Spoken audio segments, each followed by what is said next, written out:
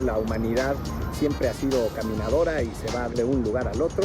Mi familia tiene un secreto escondido en el closet. Esta cápsula no es apta para veganos ni vegetarianos.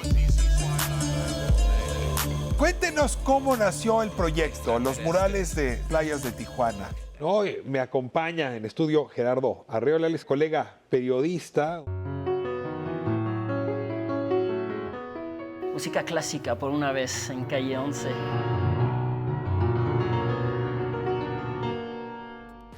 Esto es Calle 11, su programa de revista todos los miércoles. Hoy, primera sección, dudantes, ya los conocen, reporteras en la calle, trayéndonos temas para la discusión. Y luego nos vamos al segmento calle, ahora en Tijuana, en las playas de Tijuana, en el muro ese que han construido nuestros vecinos, se han estado pintando murales espectaculares para poner los rostros y las escenas de quienes han tenido que regresar a nuestro país, no por voluntad propia, sino forzados. Y luego de ahí nos vamos con Gerardo Arreola. Él es periodista, colega, acaba de publicar un libro estupendo sobre el futuro de Cuba. Si a usted Cuba todavía le hace latir el corazón, si piensa en el futuro de la isla, no se pierda esta conversación. Y finalmente, abstracciones, música con pretensiones clásicas, pero escrita en el siglo XXI. Así la revista esta noche, no se la pierda.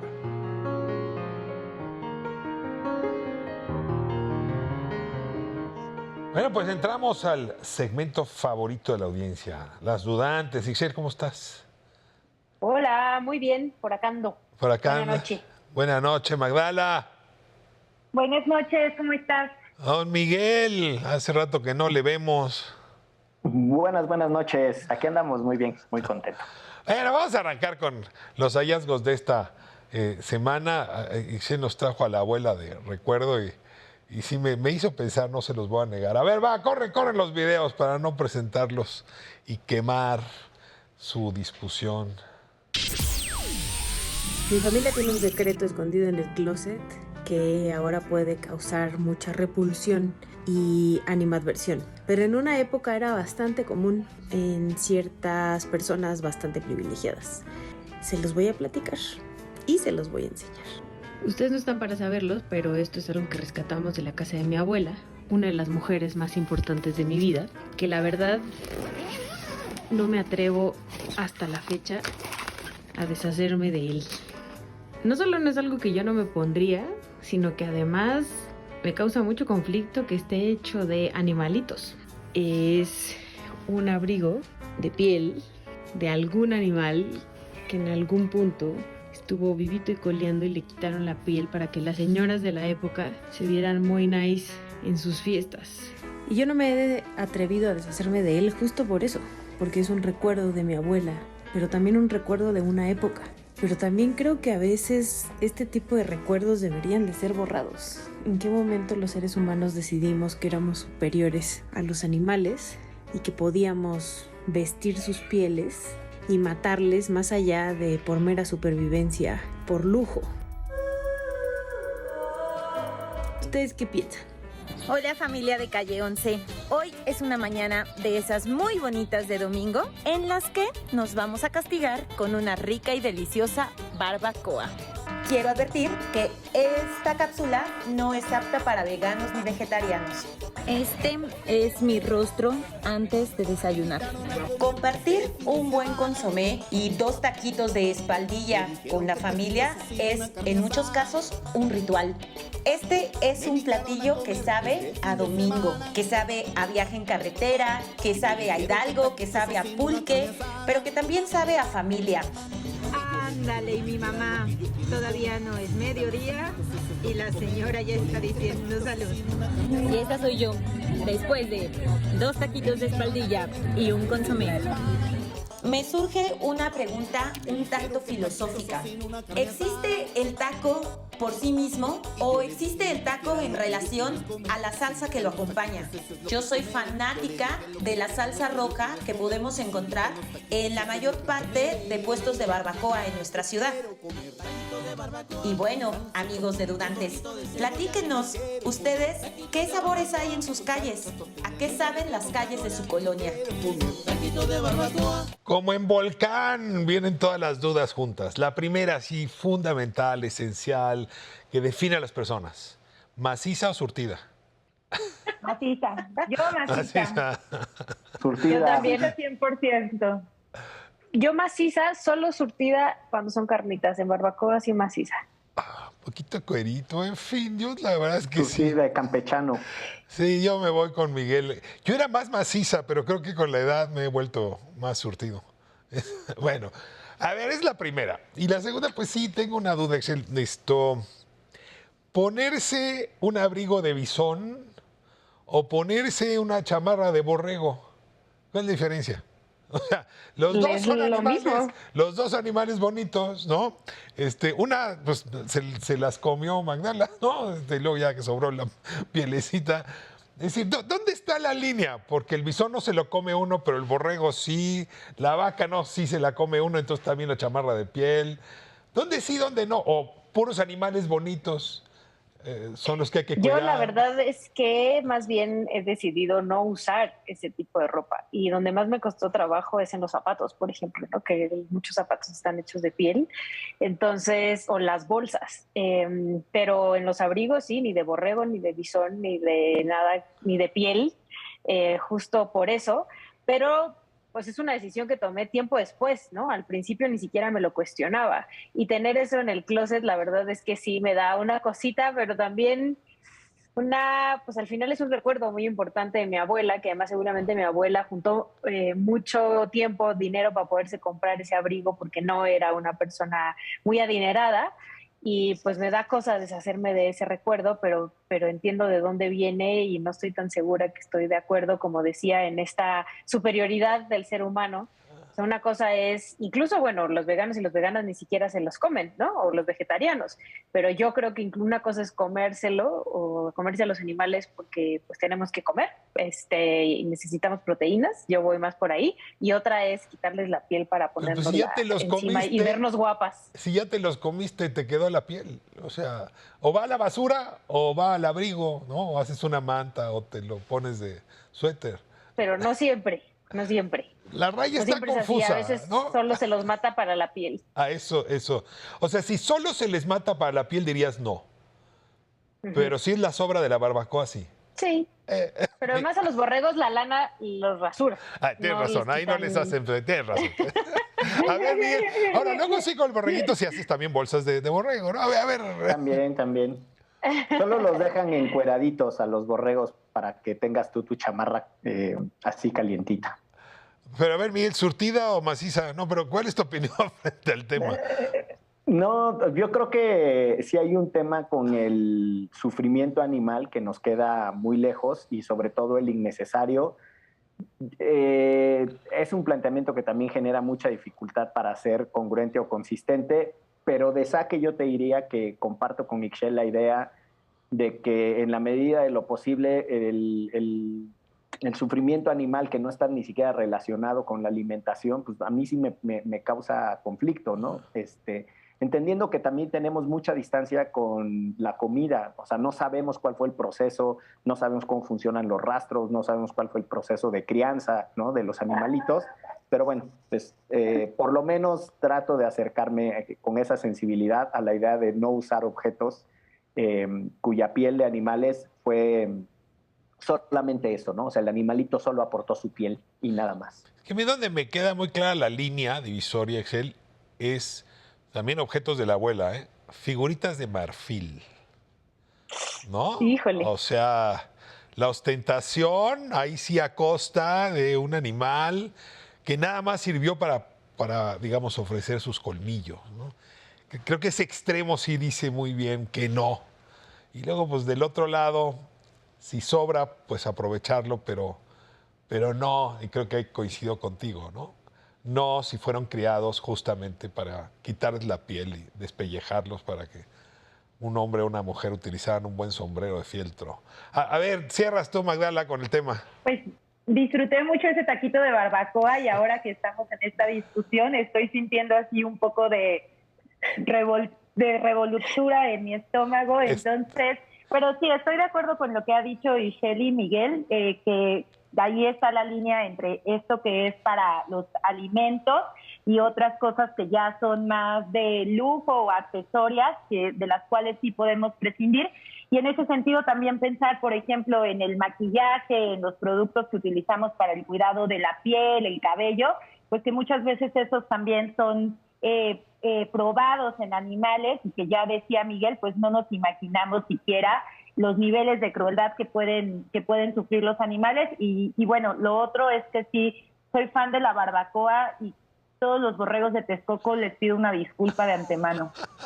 Perdón a los borregos de Texcoco, ¿no? Que, en fin, a cualquier tipo de borrego, a cualquier tipo de borrego. Luego hay uno que otro humano que nos volvemos también bien borregos. Pregunten el día de las elecciones. Oye, pues cerremos con Miguel, que nos trajo un paseillo por las memorias culinarias para continuar justamente con estas conversaciones. A ver, adelante el video, Miguel. Las calles se van llenando de elementos que van marcando cuáles son los tiempos en los que vivimos, que van mostrando de qué manera las poblaciones a lo largo del mundo se mueven de un punto al otro. Y uno de esos registros que da cuenta de cómo la humanidad siempre ha sido caminadora y se va de un lugar al otro es precisamente la nostalgia por la comida. Las calles con sus fachadas de restaurantes también dan cuenta de cómo se tienen esos fenómenos de nostalgia. A mí hay una calle que me gusta mucho de la Ciudad de México, se llama Medellín, y obviamente por el nombre de la calle se prestó para que diversos establecimientos colombianos se pusieran aquí. Y entonces se va reconstruyendo un espacio que da cuenta de cómo la gente colombiana come, cuáles son sus hábitos, pero sobre todo que da cuenta y registro de que la humanidad desde siempre se ha movilizado de distintas maneras y en distintos lugares. Eso también nos lo dan cuenta las calles, en este caso las calles de la Ciudad de México. Mándennos sus videos. Pues muchas gracias a las tres por los videos y seguimos esperando los del público. Algunos ya están llegando, así es que se van a subir a esta sección para seguirnos, pues no sé qué, compartiendo, discutiendo nuestros dilemas éticos, sabiendo cómo vestirse, qué comer, a qué horas comer. Parece que todo es una decisión ética. Valdrá la pena seguirlo conversando en este espacio y sobre todo someterlo a duda. Gracias, Miguel. Gracias, Magdala. Muchas gracias, Excel. Chao. Buenas noches. Bye.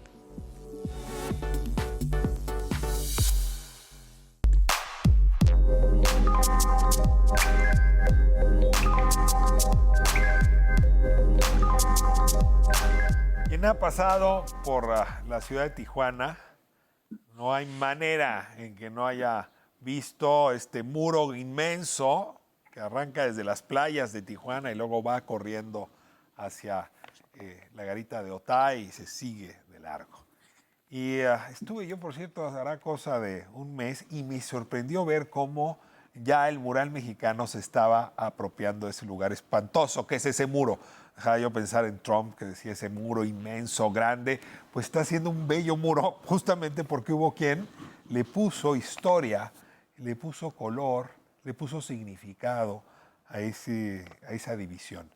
Y bueno, pues esos quienes que hicieron esa obra se encuentran hoy con nosotros. Le agradezco muchísimo a Lisbeth que esté con nosotros, Lisbeth de la Cruz Santana, que se encuentra hoy, gracias al Zoom, conversando con nosotros desde Fresno, California. Lisbeth, ¿cómo está? Sí, muchas gracias, muy bien. Y está también Montserrat con nosotros y Javier, ambos, eso sí, están en Tijuana, ¿verdad? ¿Cómo está, Montserrat? Gusto saludarle. Bien, gracias. Javier. Muy bien, muchas gracias. Gracias por tenernos. A ver, Lisbeth, cuéntenos cómo nació el proyecto, los murales digamos, de playas de Tijuana. ¿Desde cuándo se viene gestando? ¿Cómo lo logran? ¿De qué se trata? ¿Cuál es la narrativa de estos murales? Y bueno, empieza en el 2016, el mismo día, en verdad, cuando se mostraron los resultados de las elecciones en Estados Unidos, el día que supimos como nación que iba a ganar Donald Trump la presidencia, ¿no? Entonces, ese día viajó a Tijuana para comenzar este proyecto que se llama Humanizando la Deportación, en donde soy investigadora. Y como dice el nombre, no es humanizar la deportación, ponerle una cara a esta conversación que ha sido muy criminalizada, ¿no? De criminalizar al migrante, especialmente a los que han tenido bastante épocas en su vida viviendo en Estados Unidos. Entonces veo este muro inmenso, ¿no? Y uno se queda preguntando, ¿no? ¿Cómo es que con el tiempo sí seguimos enforzando, ¿no? La frontera, pero de una forma en que prohíbe el movimiento de las personas y más con la deportación. Entonces, se hace el trabajo de campo con Humanizando la Deportación. Llego a conocer a Montserrat en el verano del 2017 y ya con el tiempo conozco a Javier igualmente. Entonces, son esas personas que de una forma han impactado lo que yo he podido ver en la frontera, pero mostrando sus historias. Y bueno, ya con estos 3 años crece lo del proyecto.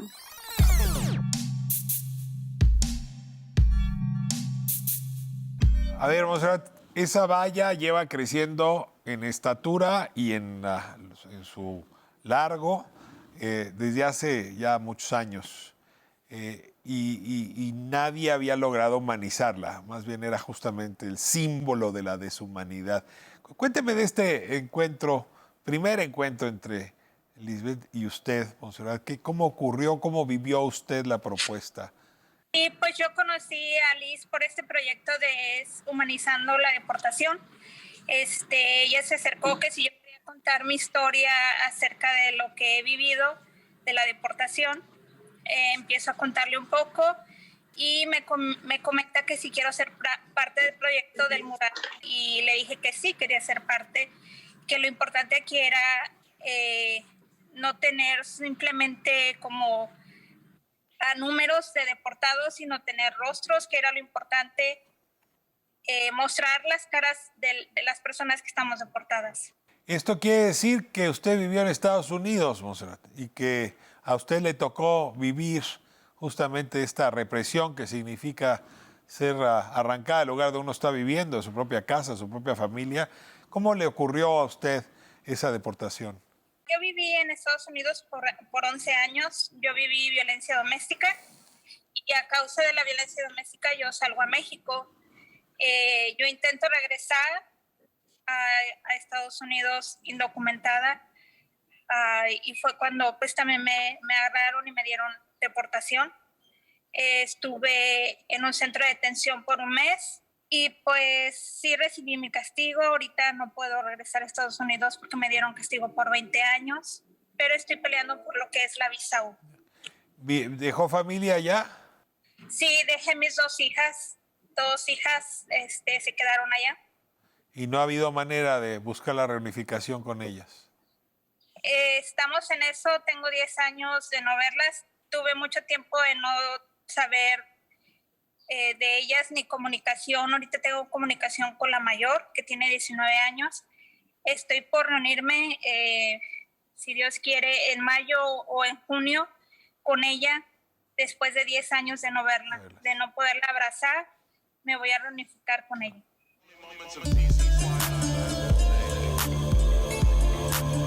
Javier, es también su caso. Usted estaba en Estados Unidos y lo deportaron a Tijuana. Sí, también. Yo crecí en Estados Unidos toda mi vida desde que tenía como 3 meses de edad. Y fue más o menos cuando tenía 34 años cuando fui deportado. ¿Y cómo fue que lo deportaron? ¿No había logrado mover ningún papel, ninguna residencia y no le reconocieron todos esos años de vida en Estados Unidos? Lo que pasó es que yo tuve problemas legales cuando era joven y pues, a través de esos problemas fue que me quitaron mi residencia. A mí me deportaron y ya tengo aquí en Tijuana 7 años de mi deportación. Y como en el caso de Montserrat, dejó familia allá, supongo, dejó amigos, dejó raíces. Sí, dejé mi esposa, mi hijo y mis 2 hijas. Toda mi vida dejé allá.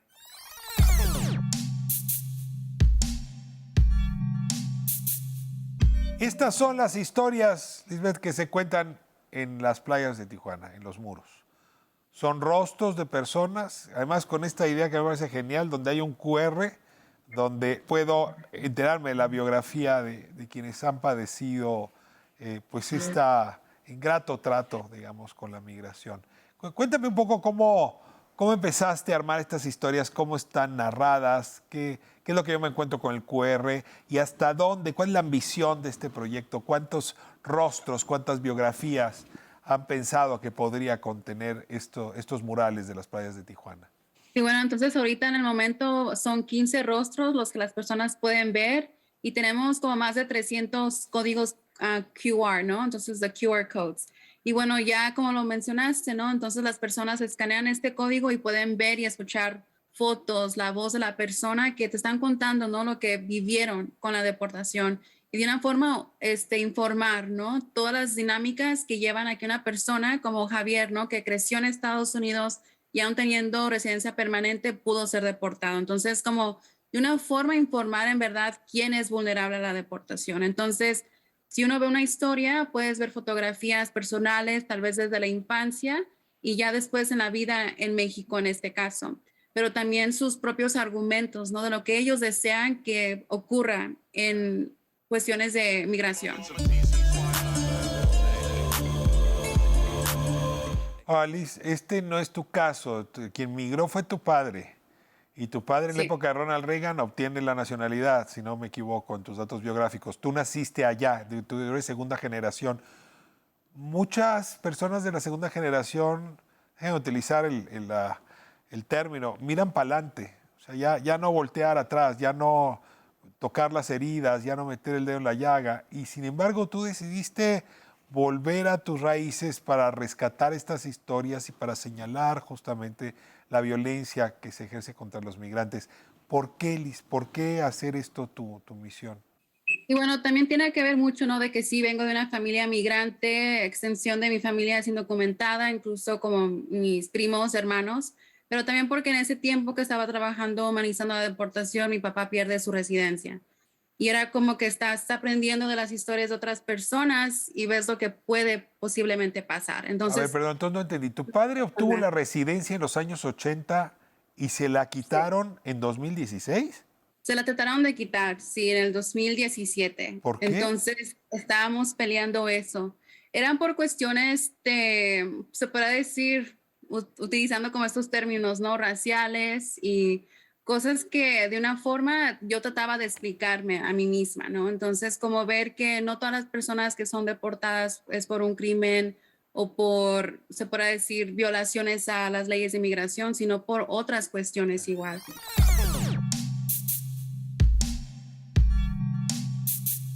Ahora, tú dices no es por un crimen, pero nos lo podrás decir Montserrat y Javier. Ellos fueron acusados de criminales porque la ilegalidad hace tiempo que en Estados Unidos es un felony, o sea, es un crimen. Y sí es una cosa extraordinaria que un caso como el de Montserrat o como el de Javier pueda ser tratado como crimen. Pero esto sigue siendo así ahora con Joe Biden. O sea, eso no ha cambiado como se esperaría. O sí, Montserrat, ¿se esperarían una actitud más generosa de estos gobiernos post-trumpistas, Javier?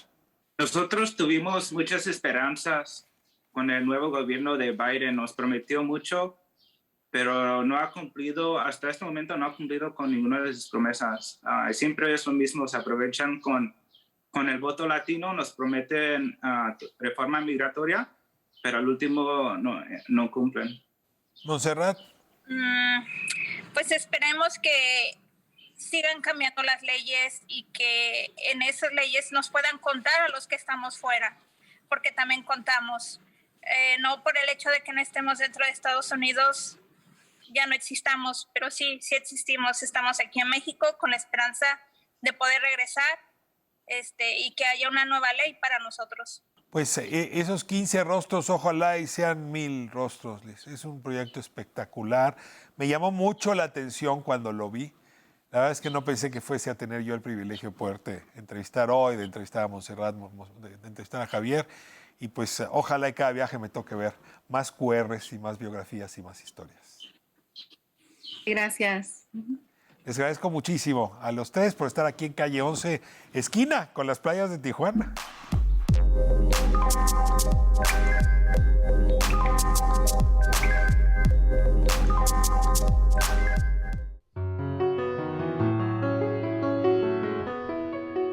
Amigas, amigos, amigues, hoy por una vez vamos a tener en Calle 11 música clásica. Varios compositores, varios intérpretes, música clásica, pero definitivamente moderna. ¿A quién engañó? No sé tocar el piano. Round one. Round one.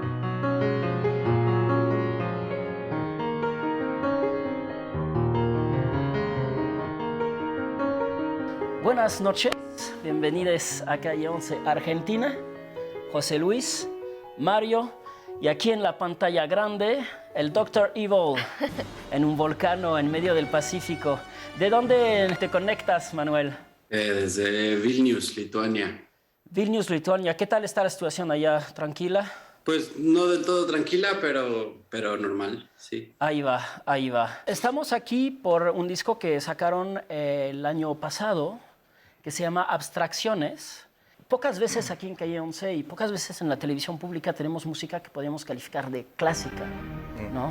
Sin embargo, me cuesta trabajo también calificar ese disco de clásico. O sea, es clásico, pero lo escuchas como un disco de música electrónica ambient, ¿no? Hay momentos en que hasta hay como guiños al jazz, ¿no? ¿Cómo se compone música clásica en el siglo XXI y cómo se trasciende el género o los géneros o los estilos con un simple piano? Sí, yo empecé queriendo hacer música, digamos, lo que llamarías música popular, o sea, no música clásica, ¿no? Música académica. Pero bueno, como que me fui metiendo más en este tipo de composición, pero eso no quiere decir que todo lo que había antes no saliera, ¿no?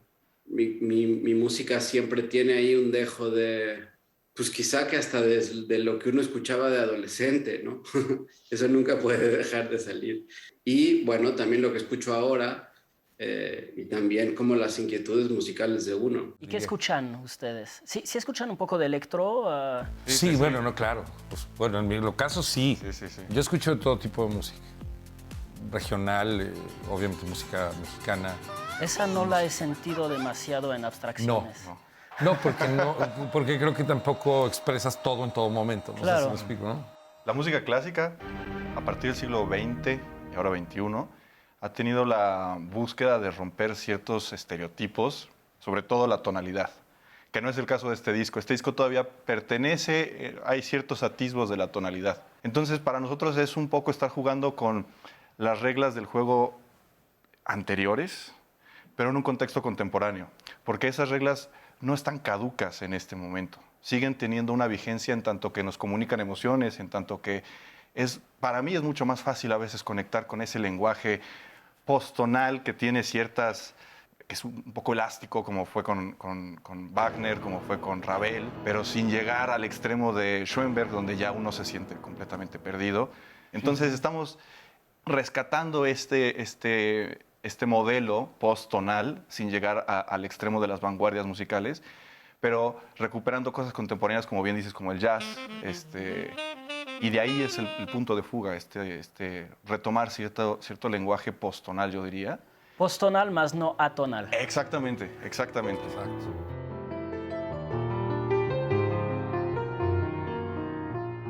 Hoy me acompaña en estudio Gerardo Arreola, él es colega periodista, un conocedor del mundo y en particular, a partir de un libro reciente, nos muestra su conocimiento sobre Cuba, el futuro a debate. Gerardo, muchas gracias por acompañarnos. Muchas gracias, Ricardo. Muchas gracias. Este trabajo de análisis se enfrenta a un primer problema, Gerardo, a ver si no me equivoco con lo que te voy a decir. Hay temas en donde los seres humanos de plano se nos complica mucho hablar. Y no sé por qué Cuba es un asunto, un país, una sociedad, una vida política que como objeto de análisis es muy complicado, porque inmediatamente te ubica emocionalmente en un lado, en otro, a favor, en contra. ¿Cómo hacerle para redactar un libro desapasionado, si se puede decir, sobre el caso cubano? ¿O estoy pidiendo demasiado? No, a partir de la Revolución Cubana hay una serie de reacciones en todo el mundo, una gran corriente de simpatía, el símbolo de un David contra un Goliat, ¿no? Un pequeño país dominado por los Estados Unidos, sometido a una dictadura. Perdón que te interrumpa ahí. Cuando dices David contra Goliat, ¿estás pensando en la revolución o en Bahía de Cochinos y ese momento? En general en la revolución, un movimiento que derroca a un régimen sostenido por Estados Unidos. En aquel momento, 1959, pues es algo extraordinariamente llamativo, en particular en América Latina, pero así como despierta simpatía, despierta animadversiones, porque en ese momento pues vivimos la Guerra Fría y muy pronto, a los meses, si acaso un año un poco más, queda claro que el gobierno cubano, el gobierno revolucionario, empieza a alinearse con el campo soviético. Entonces ya la discusión sobre Cuba no es propiamente por los méritos o virtudes o defectos de lo que ha ocurrido, sino de qué lado está la gente. No, a ver, esta es la narrativa global, ¿no? A ver, tan importante es esa narrativa que existe este rumor de que Kennedy, mientras estaba ordenado detener justamente la invasión a Cuba, tenía fotografías del Che Guevara en su oficina. Yo no sé si esto sea cierto, pero sí te habla de una... No sé si las fotos, pero lo que sí está documentado es de que antes de firmar la ley de embargo, manda a comprar una buena cantidad de tabacos cubanos, de puros, porque sabe que se avecina un periodo de escasez. Esto sí es. Y luego, en México también, creo que todos recordamos, por haberlo vivido, por haberlo leído, que las manifestaciones del movimiento del 68 tenían sembrados a lo largo de las columnas la figura del Che Guevara, la famosa foto de Korda. Pero antes del 68 ya habían ocurrido manifestaciones en contra de la Revolución Cubana. En Puebla, en Monterrey. Muro, ¿no? Sectores de la derecha que en general habían interpretado, habían leído equivocadamente, creo yo, la posición del gobierno de López Mateos, no solo sobre Cuba, sino en general su gestión, digamos, la nacionalización de la industria eléctrica, los libros de texto gratuito. Entonces lo veían como, otra vez hablando de la Guerra Fría, lo veían como que estaba transitando hacia el lado del comunismo y veían como símbolo, como la punta del iceberg de eso, esa relación que se establecía con el gobierno cubano. Entonces salieron el a la calle. 68 completa esa narrativa, ¿no? O sea, Absolutamente. Sí hay, otra vez es David contra Goliat, los estudiantes contra el gobierno. Así es. ¿No? Y figuras que ya se vuelven míticas. O ya para ese momento el Che Guevara ha alcanzado alturas que ni siquiera Fidel se imaginó. Exactamente, sí. Una bola de nieve que termina por hacer de la figura del Che, por ejemplo, es una figura universal. El gobierno mexicano fue estratégico en su relación con Cuba, ¿no? O sea, cada vez que queríamos jalarle la barba al tío Sam, y hablo desde Palacio Nacional, en fin, buen coqueteo con Cuba funcionaba de maravilla. Y por lo tanto había actores, ¿no? Correas de transmisión con el gobierno cubano, acuerdos para que Cuba no interviniese con las guerrillas mexicanas, no las alimentara, no las auspiciara. O sea, ahí hay otro elemento que tampoco se ha trabajado, aunque hay buenos libros sobre el tema. Hay algunos hechos poco conocidos, en realidad conocidos ya muy recientemente por la desclasificación de documentos, pero hay uno que es particularmente interesante. En los años 60, los primeros años 60, Estados Unidos emprende una ofensiva contra Cuba, una ofensiva en toda la línea, económica, comercial, patrocina la invasión a Bahía de Cochinos. Y llega un momento en el que intenta hacer que todo el continente rompa relaciones diplomáticas con Cuba. Ese es el dolor que sigue cargando la OEA hasta la fecha, ¿no? Absolutamente, sí. Haber sido instrumento para eso. A pesar de que la OEA rectificó, en 2009 ya desmanteló, pero ¿cuántos años después? Pues, 50, te dirá, ¿no? Exactamente. Pero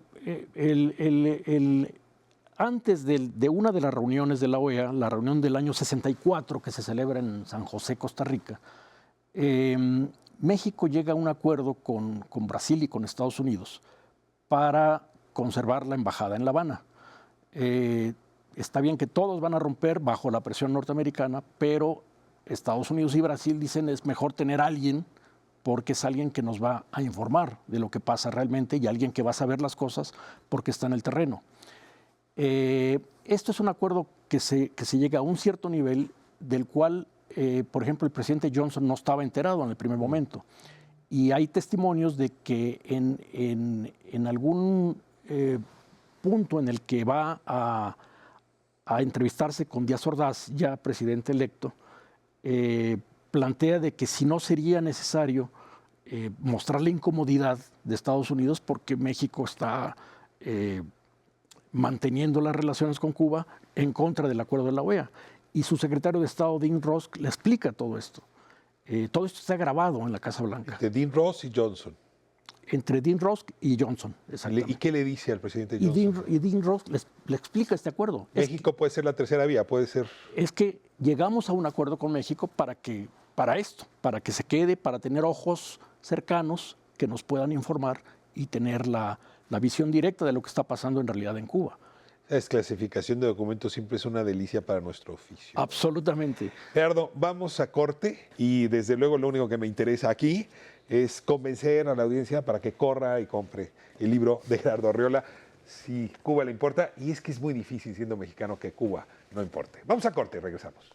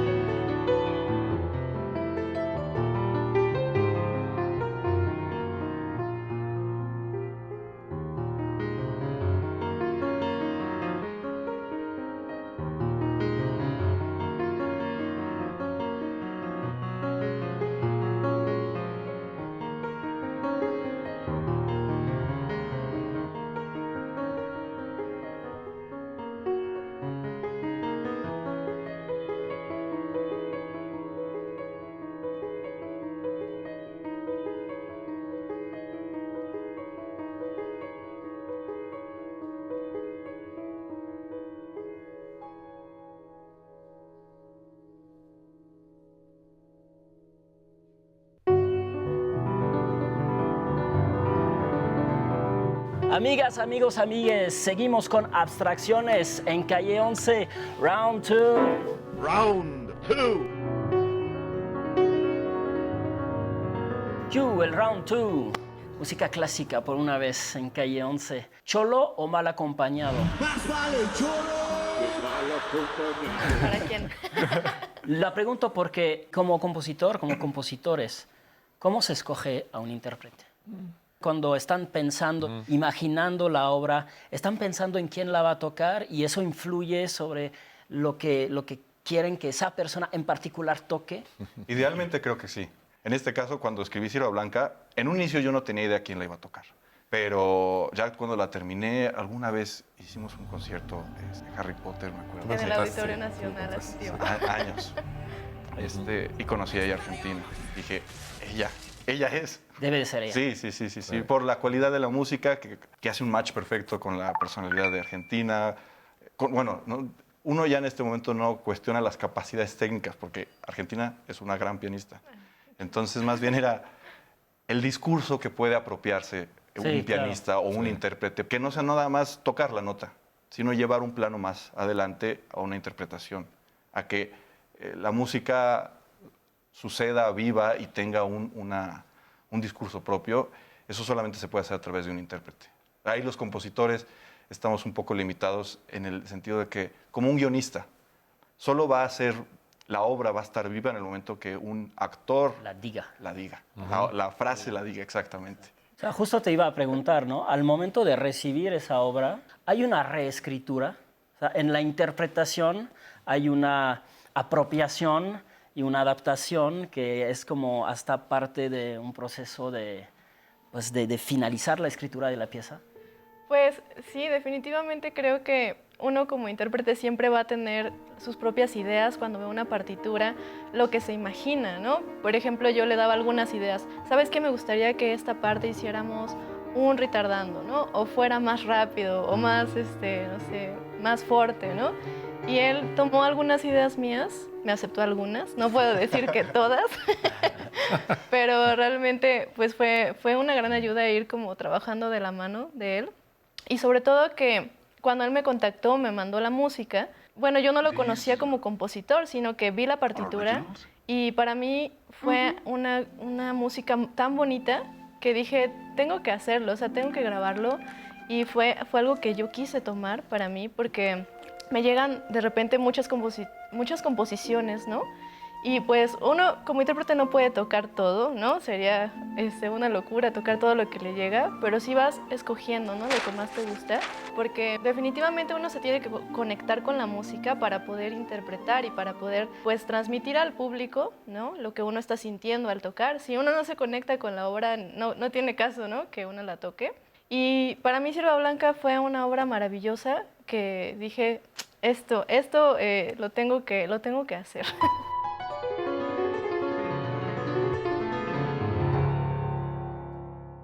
Hoy estamos hablando de Cuba y tengo el placer, el gusto de tener conmigo a Gerardo Arreola con este libro Cuba, el futuro a debate. Y déjame, Gerardo, hablar de la Cuba post-Fidel.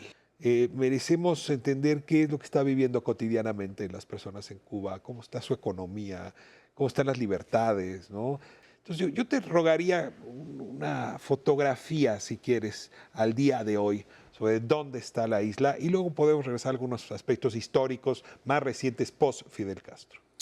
Bueno, el año pasado, el 2021, fue particularmente difícil porque Cuba ya venía de una crisis económica acentuada, en buena medida primero las herencias de la política económica norteamericana que no han cesado en 60 años. Esto es un factor muy importante y que no se puede, dejar de considerar como elemento incisivo en la situación económica. Luego la crisis venezolana, que debilitó lo que en su momento fue un apoyo estratégico para la propia economía local. Luego, Trump adoptó cerca de un poco más de 200 medidas específicas de restricciones de diversa naturaleza. Se endureció mucho. Absolutamente, prácticamente quizás califique como uno de los peores momentos de la relación del conflicto entre Cuba y Estados Unidos. ¿Y eso se debe a la visión propia de Trump o a la influencia que tiene la comunidad cubana de Miami sobre Trump? Yo no sé si Trump tenía ni siquiera en el radar la existencia de la isla de Cuba. Yo creo que hubo ahí una influencia importante de sectores republicanos, conservadores, en el Congreso sobre todo. Ahora, esto es lo que en realidad tiene impacto directo, más allá de lo que puedan sufrir los gobernantes, que nunca sufren demasiado, es la gente. Absolutamente. La comida, la ropa, los ingresos. El daño principal es dañar a la víctima. Absolutamente. Del régimen. Y luego, en el momento, dicen economistas cubanos, el momento menos indicado, pero finalmente en el 2021 entra en vigor una reforma monetaria que elimina a una de las monedas, provoca un aumento generalizado de precios y un aumento generalizado de salarios. Pero, como pasa casi en cualquier economía, donde no crece la producción, donde no hay nuevas ofertas... La inflación... Absolutamente. Imparable. El signo dominante del año pasado es una hiperinflación, que hay diversos cálculos, pero posiblemente esté en una inflación de 3 dígitos. O sea, similar a la de México en los años 80. En los 80, efectivamente. De plano. Así. Ahora, la gente sale a la calle y lo que vimos es que estaban exigiendo cambio de régimen, ¿no? Y luego hubo detenidos y luego se habló de represión. Ese episodio, que no es tan lejano en el tiempo, pero sí ahora en nuestra memoria, ¿qué ocurre? ¿Qué ocurre con ese episodio de verano? En realidad es una situación que se venía gestando desde meses antes. Hay un análisis muy interesante de un militar, uno de los fundadores de la seguridad del Estado, que dice esencialmente 2 cosas. Primero, falló la inteligencia. Es decir, ¿cómo es posible que la seguridad interior no haya logrado descifrar el grado de ebullición que había en la sociedad? ¿Y la reacción del Estado, del gobierno, frente a esa ebullición, cómo la calificarías? Yo creo que fue distante. No fue ruda, no fue violenta. Antes de las manifestaciones, ese estado de ebullición, pues el gobierno prácticamente no tuvo reacciones. Tuvieron que pasar estas manifestaciones para que interviniera el Estado. En primer lugar, con represión, efectivamente, incluso con algunos casos bastante notables de excesos en el uso de la fuerza, personas que estaban desarmadas, sometidas, y aún así recibieron un ataque bastante considerable. Si yo te dijera el futuro deseable, ¿cuál sería?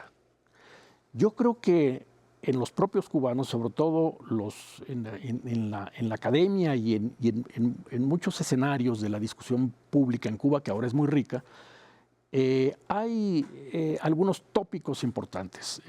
Por ejemplo, es llevar adelante buena parte o el total de las reformas aprobadas en los congresos del Partido Comunista, reestructurar la empresa estatal, darle más espacio a los... En la dirección donde se encuentra profundizar, Constitución del 19, más las nuevas instituciones. Y más apertura al sector privado y desde luego más libertades públicas efectivas. ¿Ves al presidente Díaz-Canel como la persona que puede conducir estos destinos? ¿Ves una sociedad que sepa tener paciencia mientras se dan estos cambios que normalmente son lentos? Bueno, empiezo por lo último. Creo que la sociedad ya mostró que no tiene paciencia. Está en la calle. Ha tenido mucha paciencia, ¿no? Es un asunto de todos los días. Es un asunto de subsistencia. Y pasó una cosa curiosa. Después de las manifestaciones de julio, el gobierno desarrolló una catarata de acciones, de movimientos legislativos, de movilizaciones de distinto tipo, respondiendo a las necesidades por las cuales la población estaba reclamando. Todo lo cual muestra de que no era algo desconocido y no era algo extraño o sorprendente. Toda aquella fuente de inconformidades que estaban manifestando las personas. Entonces, si eso se pudo hacer después de las manifestaciones, ¿por qué no antes? Yo creo que por ahí están las cosas. Hay una cierta distancia que creo que todavía no se cierra. Pues te agradezco muchísimo que hayas traído el debate cubano a este espacio, a esta calle, a esta tu calle. Pues hacerlo también con datos, con información, no solamente con sentimientos. El sentimiento es imposible de erradicar, ¿no? Pero esta lente cercana a la vida de Cuba creo que nos puede dar un norte mucho más claro, o mejor, un sur mucho más claro. Muchas gracias, Ricardo. Gracias. Muchas gracias.